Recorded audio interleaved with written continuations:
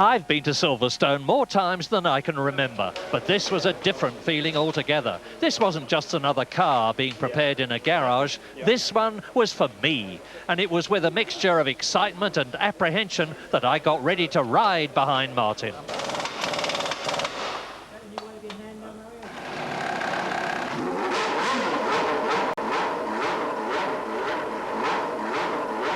Sitting there, you don't really know what to expect, and suddenly you get this hammer blow in the back.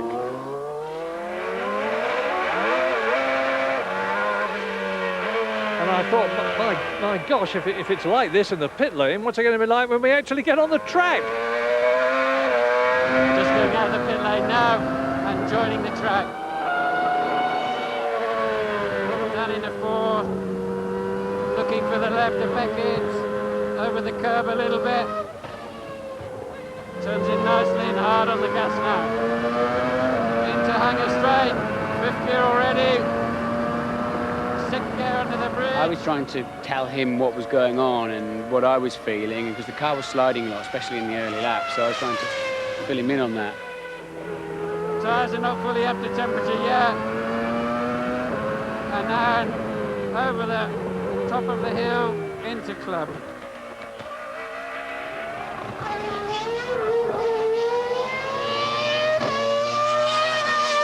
When we hit the brakes, he would feel the energy. I was going right forwards into that bar that's in front of me, notwithstanding the fact that the straps were done up so tightly.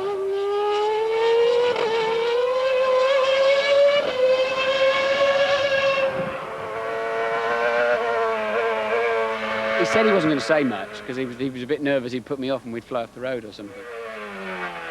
The fact that my hands were out in the open gave me some sort of reassurance. I don't think it would have done me much good, but it did reassure me.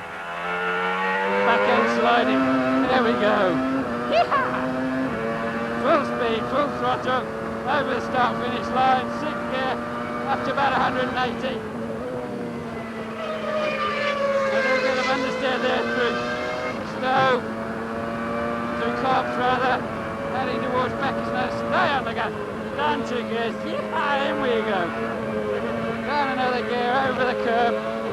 Squirt the throttle between the two, exit of Beckett. So top speed would be in two places. One coming into Copse, the first corner, where we'd be just under 190 miles an hour. Pretty much the same speed going into Stowe, down at the end of Hanger Straight. We're going to go really, really deep into Stowe. On the brakes, down 2 gears. Fourth, fifth. Spinning it around a little bit. Second gear now for Pab. Weight on the entry, there we go. Plenty of grip around the outside there. Yes. Up the hill now, 6th gear already into Abbey. This is the big stop. Knowing the corners, I at least knew which direction to look in. I think you go around bridge at about 150 miles an hour, and it feels like it. This is Bridge Corner. Oh yeah, lots of grip through there now. I'd already said to him, if you don't fancy that last flying lap.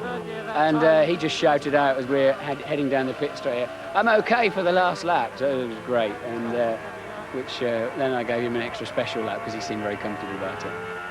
Wait for it. Oh, a lot of bit of oversteer there.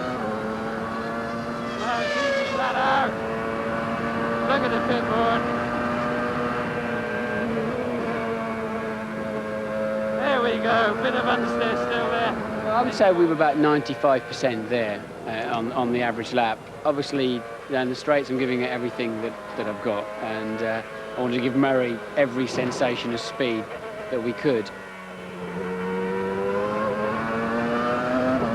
And into Hanger Straight. Car's running well. Martin was absolutely fabulous. We did a lap, he's just told me, in about 8 or 9 seconds off a really hot lap in a single-seater Formula One car. And not for one split second did I feel anything other than totally relaxed and calm and confident in the man that was in front of me. Out of Cleft Corner. Great acceleration. Let's remember, this gentleman's 75 years old, you know. I'm super impressed that he would even dream of going in let alone relish and look forward to the opportunity as he did.